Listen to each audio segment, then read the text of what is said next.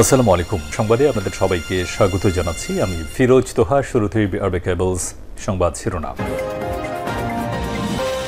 পুরোদমে Iran, Israel, ফিলিস্তিন যুদ্ধ চলছে। আর এই মুহূর্তে আমাদের হাতে এসছে যুদ্ধের ভয়ঙ্কর কিছু গুরুত্বপূর্ণ আপডেট সংবাদ। শুরুতেই জানাবো, ইসরায়েলিদের নিষিদ্ধ ঘোষণা করল মালদ্বীপ। ফিলিস্তিনি জনগণের প্রতি দৃঢ় সংহতি প্রকাশ করেছে মালদ্বীপ। দেশটির প্রেসিডেন্ট মোহাম্মদ মুইজ্জো আইনের অনুমোদন করে তাদের দেশে ইসরায়েলিদের প্রবেশে নিষেধাজ্ঞা ঘোষণা করেছে। আজ গণমাধ্যম আনাদুলো এজেন্সির এক প্রতিবেদনে এই তথ্য প্রকাশ করা হয়েছে।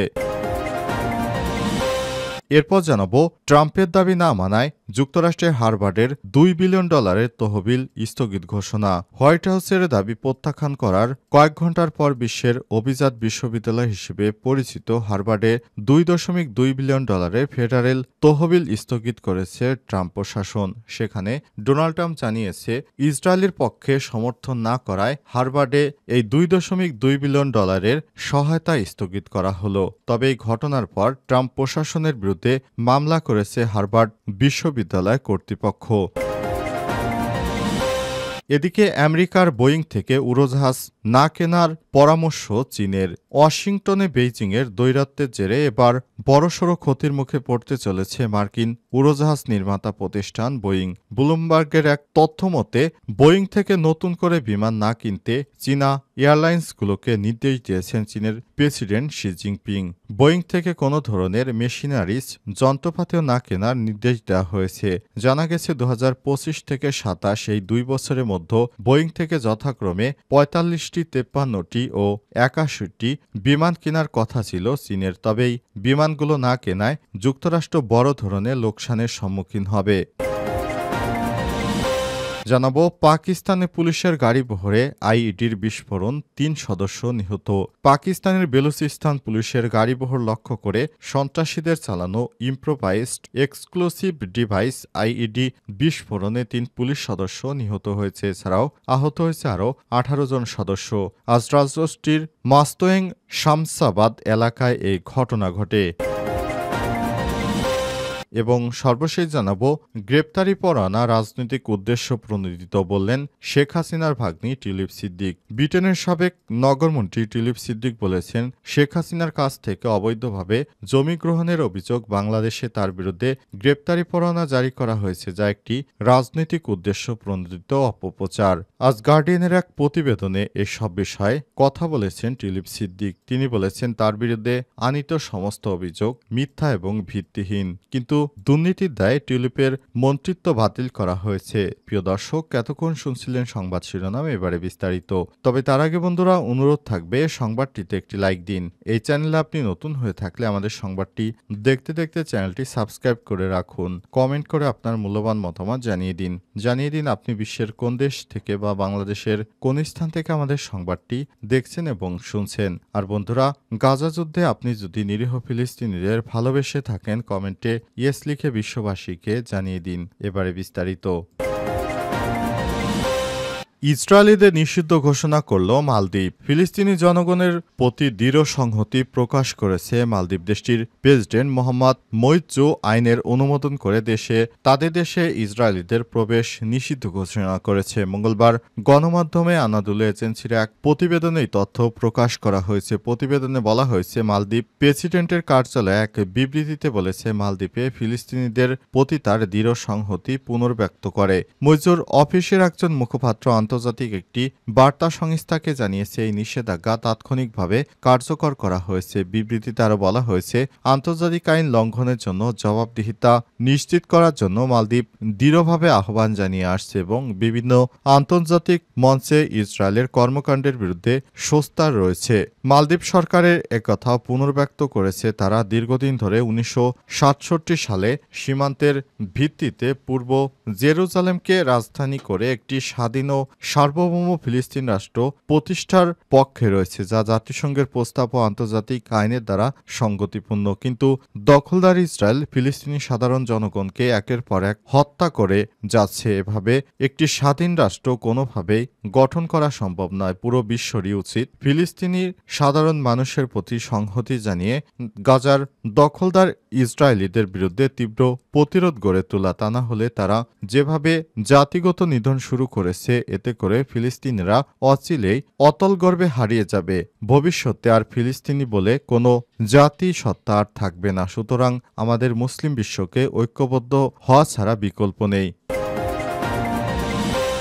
ট্রাম্পের দাবি না মানায় হার্ভার্ডের $2 বিলিয়ন তহবিল স্থগিত ঘোষণা। হোয়াইট হাউসের দাবি প্রত্যাখ্যান করায় কয়েক ঘণ্টা পর বিশ্বের অভিজাত বিশ্ববিদ্যালয় হিসেবে পরিচিত হার্ভার্ডের $2.2 বিলিয়ন ফেডারেল তহবিল স্থগিত করেছে ট্রাম্প প্রশাসন। প্রশাসন জানিয়েছে একই সঙ্গে $60 মিলিয়ন চুক্তিভিত্তিক তহবিলও স্থগিত করা হয়েছে। গত সপ্তাহে হার্ভার্ড বিশ্ববিদ্যালয়ের ক্যাম্পাসে ইসরায়েল তথা ইহুদি বিদ্বেষ মোকাবেলায় করণীয় কি সে সম্পর্কে একগুচ্ছ তালিকা পাঠায় হোয়াইট হাউস। এছাড়াও বিশ্ববিদ্যালয় পরিচালনা ব্যবস্থা, নিয়োগ নীতি এবং ভর্তি প্রক্রিয়া পরিবর্তন ও অন্তর্ভুক্ত।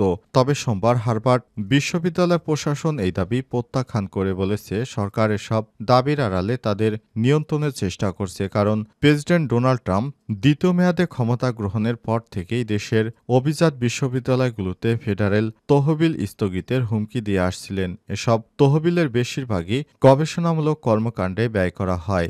গত মাসে ট্রাম্প প্রশাসনের পক্ষ থেকে বলা হয়েছে, হার্ভার্ডের জন্য $9 বিলিয়ন ফেডারেল চুক্তি এবং অনুদান পর্যালোচনা করছে সরকার। কারণ ইসরায়েল গাজায় হামলা চালানোর পর থেকে 18 মাসে ক্যাম্পাসে ফিলিস্তিনিদের পক্ষে এবং ইহুদিদের বিপক্ষে বিক্ষোভ মিছিল ও সমাবেশ করছে শিক্ষক, শিক্ষার্থী ও কর্মীরা। ইহুদি বিদ্বেষের বিরুদ্ধে কঠোর ব্যবস্থা নেওয়ার অংশ হিসেবে এই তহবিল স্থগিতের সিদ্ধান্ত নেওয়া হয়েছে। শুক্রবার হোয়াইট হাউস হার্ভার্ডকে পাঠানো তাদের চিঠিতে উল্লেখ করেছে, বিশ্ববিদ্যালয়টি সম্প্রতি বছরগুলোতে বুদ্ধিভিত্তিক এবং নাগরিক অধিকার সমুন্নত রাখতে ব্যর্থ হয়েছে, যা ফেডারেল অর্থায়নের যৌক্তিকতাকে সংকুচিত করে। তহবিল ধরে রাখতে বিশ্ববিদ্যালয় কর্তৃপক্ষকে 10টি শর্ত মানতে হবে, যার মধ্যে রয়েছে আমেরিকার মূল্যবোধের বিরোধিতা করে এমন শিক্ষার্থী সম্পর্কে সরকারকে অবহিত করা, প্রতিটি ডিপার্টমেন্ট মতবাদের বৈচিত্র্য নিশ্চিত করা, যেসব প্রোগ্রাম এবং ডিপার্টমেন্ট ইহুদি বিরোধী হয়রানি ইন্ধন যোগায় তা তদন্তে সরকারের অনুমোদিত কিন্তু বিশ্ববিদ্যালয় বহির্ভূত সংস্থা নিয়োগ এবং মেধাস্বত্ব চুরি ঠেকাতে ব্যবস্থা নেওয়া ইত্যাদি। গত বছর গাজা যুদ্ধ এবং ইসরায়েলিদের প্রতি সমর্থনকারী আমেরিকার বিরুদ্ধে বিক্ষোভের সময় সারা দেশে কলেজ ক্যাম্পাসগুলোতে বিক্ষোভে উত্তাল ছিল। সেই ধারাবাহিকতায় তখন হার্ভার্ডেও বিক্ষোভ মিছিল করে শিক্ষার্থীরা। সে সময় ইহুদি শিক্ষার্থীদের নিরাপত্তা দিতে ব্যর্থ হয়েছিল তারা, এমনটাই অভিযোগ করেছেন ডোনাল্ড ট্রাম্প। তাই সে সময় যারা নিয়ম ভেঙেছে তাদের বিরুদ্ধে শাস্তিমূলক ব্যবস্থা নেওয়ার নির্দেশও দেওয়া হয়েছে চিঠিতে। তবে সরকারের সব দাবি প্রত্যাখ্যান করে হার্ভার্ডের প্রেসিডেন্ট অ্যালান গার্বার বলেছেন, সরকারের চাপে বিশ্ববিদ্যালয় তার স্বাধীনতা পরিহার করবে না। শুধু তাই নয়, স্বাধীনতার মতো সংবিধানের প্রথম সংশোধনীর অধিকারও ছাড়বে না তারা। ইহুদি বিরোধিতার বিরুদ্ধে লড়াইয়ে বিশ্ববিদ্যালয়ের দায়িত্ব হলেও সরকারের এই পদক্ষেপ অতিরিক্ত এবং অযাচিত। সরকারের এমন সিদ্ধান্তে শিক্ষা বিভাগ এক বিবৃতিতে জানিয়েছে, গত কয়েক বছরে ক্যাম্পাসগুলোতে শিক্ষার যে ব্যাঘাত ঘটেছে এবং ইহুদিদের যে হয়রানি হয়েছে তা গ্রহণযোগ্য নয়। তাই অভিজাত বিশ্ববিদ্যালয়ের জন্য একটি সমস্যাকে গুরুত্ব সহকারে নেওয়া এবং অর্থপূর্ণ পরিবর্তনের অঙ্গীকার করার এটাই যথাযথ সময়। এদিকে এই ঘটনার পর ট্রাম্প প্রশাসনের বিরুদ্ধে মামলা করেছে হার্ভার্ড কর্তৃপক্ষ। এর আগেও একই ধরনের অভিযোগ এনে কলম্বিয়া বিশ্ববিদ্যালয়ে $400 মিলিয়ন অনুদান বন্ধ করে দেয় সরকার। আমেরিকার বোয়িং থেকে উড়োজাহাজ কেনা বন্ধের নির্দেশ দিল চীন। ওয়াশিংটন বেইজিং দ্বৈরথের জেরে এবার বড়সড় ক্ষতির মুখে পড়তে চলেছে মার্কিন উড়োজাহাজ নির্মাতা প্রতিষ্ঠান বোয়িং। ব্লুমবার্গ মঙ্গলবার 15 প্রকাশিত এক প্রতিবেদন থেকে জানা গেছে, বোয়িং থেকে নতুন করে বিমান না কিনতে চীনা এয়ারলাইন্সগুলোকে নির্দেশ দিয়েছেন শি জিনপিং সরকার। পাশাপাশি বোয়িং নির্মিত বিমানের যন্ত্রাংশ এবং অন্যান্য সরঞ্জাম কেনার ক্ষেত্রেও চীন নানাবিধি নিষেধ আরোপ করেছে বলে প্রকাশিত রিপোর্টে উল্লেখ করা হয়। বেইজিংয়ের নতুন সিদ্ধান্তের কারণে কার্যত চীন থেকে ব্যবসা সমস্যা গোটাতে হবে মার্কিন নির্মাতা বিমান প্রতিষ্ঠান বোয়িংকে। শি জিনপিং সরকারের এই পদক্ষেপে প্রতিদ্বন্দ্বী এয়ারবাস এবং commercial aircraft corporation of China লাভবান হবে বলে মনে করছে অনেকেই। তবে ব্লুমবার্গের এক প্রতিবেদন থেকে বলা হয়েছে, বোয়িংয়ের চাহিদার কথা মাথায় রেখে মার্কিন বিমান সংস্থার তৈরি বিমান ভাড়া নেয়ার জন্য চীনা সংস্থাগুলোকে পরামর্শ দিয়েছেন শি জিনপিং। প্রকাশিত একটি খবরে দাবি করা হয়, চীনের শীর্ষস্থানীয় তিনটি বিমান সংস্থা air China, China eastern airlines এবং চায়না সাদার্ন এয়ারলাইন্স 2025-27 সালের মধ্যে যথাক্রমে 45, 53 ও 81টি বোয়িং বিমান কেনার পরিকল্পনা চূড়ান্ত করেছিল, কিন্তু তাতে বাদ সাধলেন শি জিনপিং। এতে ডোনাল্ড ট্রাম্পের বিরাট ক্ষতি হবে বলে ধারণা করা হচ্ছে। গত 2 এপ্রিল ট্রাম্প বিশ্বের অধিকাংশ দেশের উপর নানা মাত্রায় শুল্ক আরোপ করেছে। এরপর আমেরিকার প্রযুক্তি কোম্পানিগুলোর মধ্যে আমদানি করা পণ্যের দাম কয়েক গুণে বেড়ে যাওয়ার আশঙ্কা দেখা দিয়েছে। এসব প্রতিষ্ঠানের অনেকগুলোই চীনে নিজেদের পণ্য তৈরি করে থাকে। পাকিস্তানের পুলিশের গাড়িবহরে আইইডির বিস্ফোরণ, 3 সদস্য নিহত।